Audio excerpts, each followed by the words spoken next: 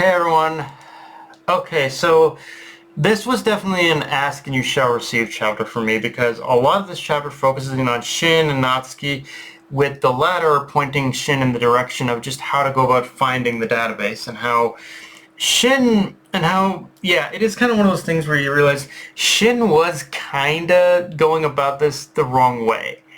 Like, in order to find the database, you're never going to be able to find it using the traditional sleuthing methods. But the best way to do that is to confront the people who do have that information. In this case, the faculty, which in itself leads to Shin coming face to face with an elderly teacher named Satoda,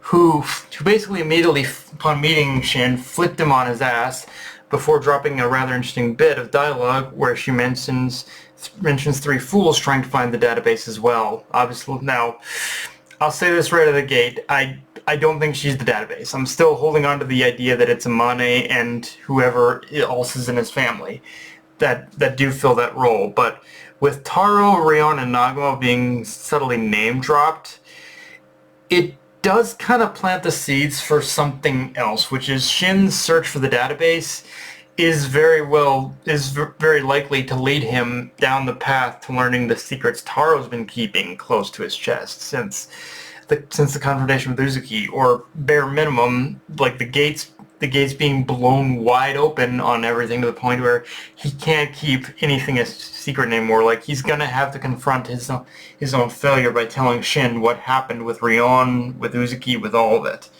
Like, regardless of how the arc pans out from here, there is gonna be like a major fallout for Taro, and frankly, I'm all here for that. Like, for me, it's perfectly clear that Taro has been a little too comfortable in keeping secrets, and he just kind of needs to face a reckoning with that.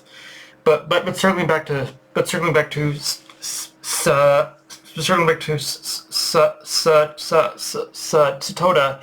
it's more than obvious she was Taro's homeroom teacher during his time at the JCC, so she's likely got some secrets to share as well beyond just knowledge of the database.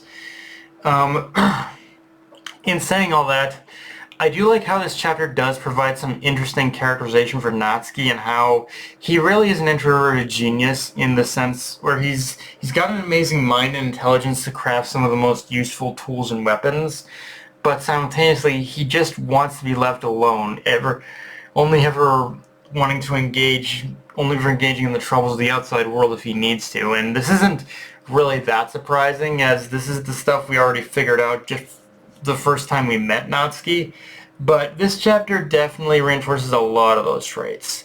And of course, the bigger thing to talk about though with Natsuki is we see him get a call from Mafuyu, and I don't think that's gonna be Mafuyu on the line, or if it is, then it's gonna be him telling Natsuki to do whatever Uzuki says. But regardless of whoever's on that phone, I do think Natsuki is gonna be forced to open the door, so to speak, to allow Uzuki and his men to come barging in and taking the whole school hostage. At least and just kind of and weeding out those in order to have them join his cause. At least that's how I foresee things happening, just based on the fact that Natsuki is getting this sudden call from his brother, who he's also searching for.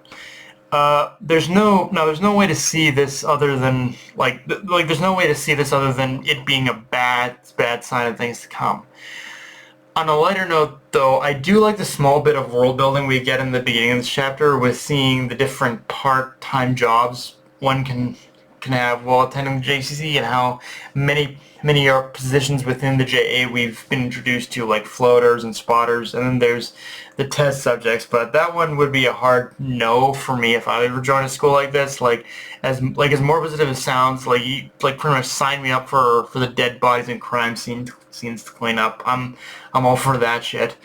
Now, one of the more intriguing things about this chapter, though, is we see a conversation between Natsuki and a janitor. And in any other manga, I'd say any other manga, I'd just kind of write that old man off as just a side character. But because it's Sakamoto days, and this arc specifically, where I feel like I have to treat everyone like a suspect, just that small conversation had me asking the question, who are you, old man? You're not just some janitor, are you? Like, it's one of those little things where this manga has taught me to pay closer attention to the little details and characters that pop up. And again, this is one of those times where whoever this old man is, he's not going to be a throwaway character, that's for sure.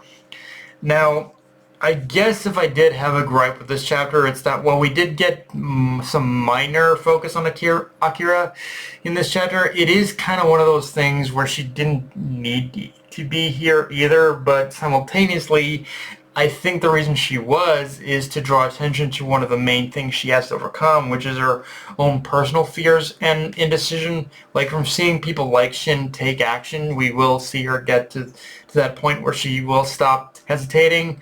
It's just a matter of when we're gonna stop building up to it and actually seeing her more consistently gain a grasp on her killing instinct, because that's the thing she needs more than anything else, is to kind of just stop being so scared, stop being so indecisive with everything, and just come into her own and become her own assassin, like, and just I guess just stop being so scared and relying on people, I guess, is ultimately where she needs to be now. But yeah, guys, that's pretty much all I got for this review. If you enjoyed the video, like, comment, subscribe from on Blue Sky, Analyst Crunchyroll, push the notification bell, subscribe button, and just share around, guys. Dark Knight of Night signing off. Later, everyone.